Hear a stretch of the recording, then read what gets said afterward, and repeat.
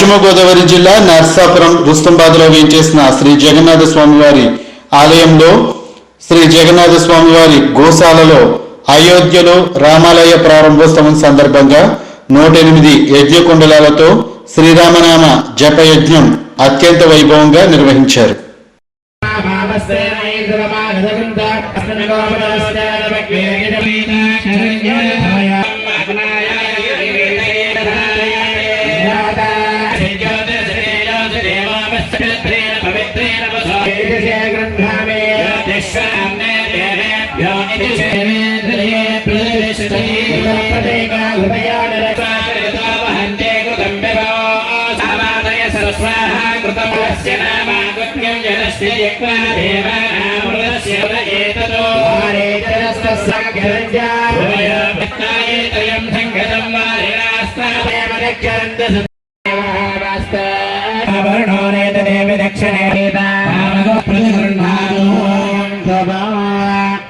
కలశారాధన కార్యక్రమాన్ని ఇక్కడ మన వేదిక మీద రామచంద్రునికి పంచామృతాలతో అభిషేక కార్యక్రమాన్ని ప్రారంభించడం జరుగుతుంది.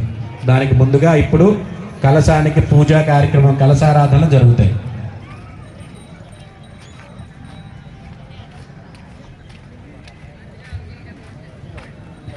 జై శ్రీరామ్, జై జై.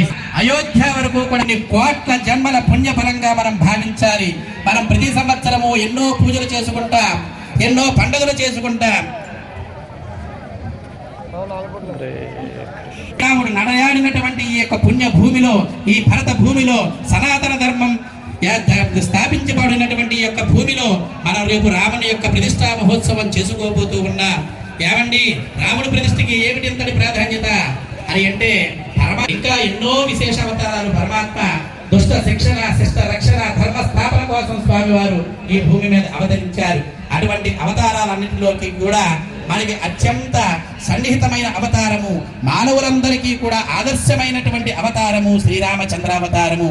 రాముడు మానవుడిగా పుట్టి ఈ భూమి మీద మానవుడు ఏ విధంగా నడుచుకోవాలి, ధర్మాన్ని ఏ విధంగా ఆచరించాలి అని ఇప్పుడు మనం మానవులుగా పుట్టాము అంటే, మానవ జన్మ ఎత్తాము అంటే ప్రతి మానవుడికి కూడా ఆదర్శ కీర్తింపబడినటువంటి మహాపురుషుడు శ్రీరామచంద్రుడు. అందరూ కూడా పరిపాలన చేసి మనోభిరాముడైనటువంటి శ్రీరామచంద్ర తీర్పు మనకు అనుకూలంగా వచ్చి అక్కడ చక్కగా రామాలయ నిర్మాణం చేయాలనుకున్నాం.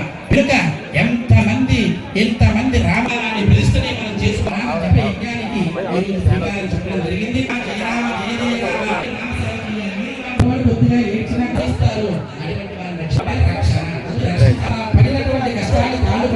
ఇవన్నీ కూడా రఘువంశపు రాజులు మరి జన్మలకు కారణమే మా బరువు అని. కాబట్టి రాముణ్ణి నమ్ముకున్న వాడికి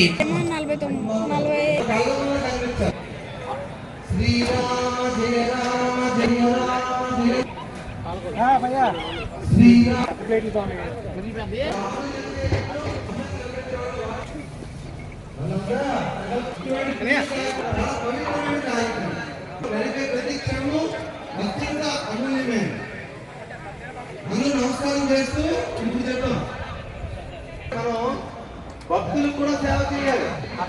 కాబట్టి ఆయన మనస్ఫూర్తిగా చెప్తాం. మాయావేషంలో ఉన్నప్పటికీ మరీచుడు వచ్చాడు కదా, మరీచు సంతానం అందరినీ అందరికీ ఉంది. చెప్పండి అందరూ, సీతల్లో ఒక రాముడు గుర్తు చేద్దాం, నువ్వు ఈ ప్రతిజ్ఞ చేసావయా అని చెప్పి మనం చెప్తాం. గురుదేవ ప్రపంచం ఆయన వ్రతం చేస్తున్నాడు.